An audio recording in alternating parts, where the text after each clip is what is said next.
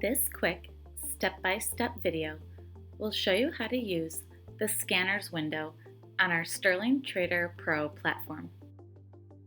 First, go to the main toolbar on the bottom right of the screen.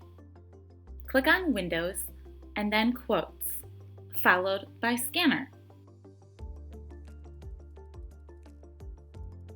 If you go to the View drop-down and then Settings, you can see the 5 filters currently offered, including 52-week high, 52-week low, intraday high, intraday low, and last size.